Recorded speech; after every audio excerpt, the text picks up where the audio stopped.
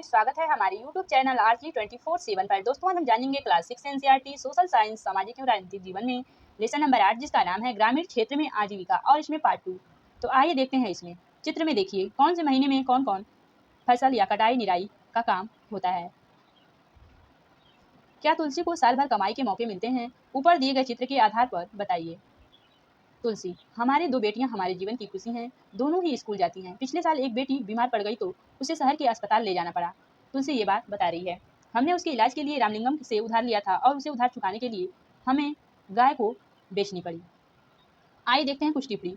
तुलसी के काम का विवरण दीजिए। यह रमन के काम से कैसे अलग है, आपको बताना है। तुलसी को अपने काम के लिए बहुत कम पैसा मिलता है। आपकी समझ में खेतों में काम करने वाले मजदूर को कम पैसे पर काम क्यों करना पड़ता है? आपके क्षेत्र में या पास के गांव में कौन सी फसलें उगाई जाती हैं? वहाँ खेतिहर मजदूर किस तरह काम करते हैं, ये बताइए।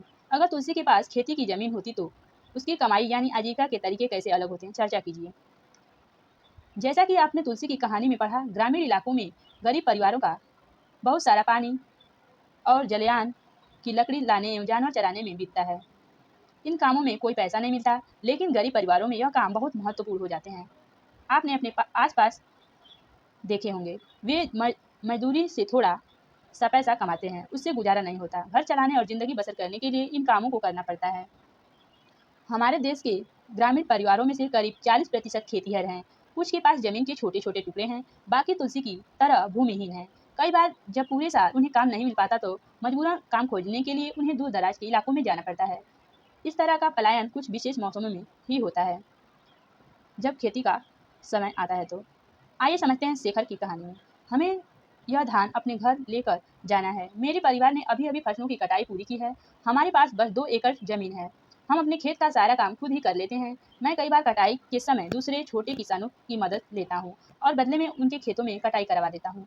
व्यापारी मुझे उधार पर बीज और खाद देता है। इसे चुकाने के लिए मुझे थोड़े कम दामों पर इसे धान बेचना पड़ता है व्यापारी को। अगर बाजार में बेचूं तो ज़्यादा पैसे मिलेंगे, लेकिन मुझे उधार भी तो चुकाना है। व्यापारी ने किसानों को याद दिलाने के लिए अपना एजेंट भेजा है कि जिन किसानों ने उधार लिया है वे उसी को अपना धान बेचेंगे, दूसरे को नहीं। मुझे अपने खेत में 60 बोरी धान मिलेगा। इनमें से कुछ से मैं अपना उधार चुका दूंगा और बाकी घर में लग जाएगा, लेकिन मेरे हिस्से में तो वह 8 ही महीने तक चल पाता है, इसलिए मुझे और पैसा कमाने की जरूरत पड़ती है। शेखर इस बात को बताता है। इसके लिए मैं रामलिंगम की चावल की मिल में काम करता हूँ। वहाँ मैं पड़ोसी गांव के किसानों से धान इकट्ठा करने में उसकी मदद करता हूँ। हमारे पास एक संकर गाय भी है, उसका दूध हम यहीं की सहकारी समिति में बेच देते हैं। इससे रोज की खर्चों के लिए थोड़ा और पैसा मिल जाता है। चित्र में देखिए चावल की मिल। आइए देखते हैं आगे। कर्ज लेने पर, जैसा कि आपने ऊपर पढ़ा, कई बार शेखर जैसे किसान जरूरी चीज खरीदने के लिए पैसा कर्ज लेते हैं। अक्सर यह पैसा बीज, खाद और कीटनाशक खरीदने के लिए साहूकार से कर्ज लिया जाता है। आइए देखते हैं कुछ टिप्पणी। शेखर का परिवार काम करता है और क्या काम करता है? आपके विचार से शेखर दूसरे मजदूरों को अपने खेत पर काम करने के लिए क्यों नहीं लगाता है? अपने शब्दों में इसे आपको बताना है। शेखर शहर के बाजार में अपना धान क्यों नहीं बेच पाता? शेखर की बहन मीना ने व्यापारी से उधार लिया था, परंतु वो अपना धान उसको नहीं बेचना चाहती है। उसने व्यापारी के एजेंट से कहा कि वह अपना उधार चुका देगी। मीना और व्यापारी के एजेंट के बीच इसको लेकर क्या बातचीत हुई होगी? दोनों के तर्कों को लिखिए अपने शब्दों में। शेखर और तुलसी के जीवन में क्या समानताएं हैं और क्या अंतर है? आपके उत्तर निम्नलिखित आधार हो सकते हैं। उसके पास कितनी जमीन है, उनको उधार क्यों लेना पड़ता है, उनकी कमाई के साधन क्या हैं और उन्हें दूसरे की जमीन पर काम करने की क्यों जरूरत पड़ती है? आपको अपने शब्दों में लिख कर बताना है। धन्यवाद दोस्तों। इस क्लास की आगे की जानकारी हम अगली वीडियो में देंगे। अगर वीडियो पसंद आएगी तो लाइक शेयर सब्सक्राइब कमेंट करके जरूर बताइएगा।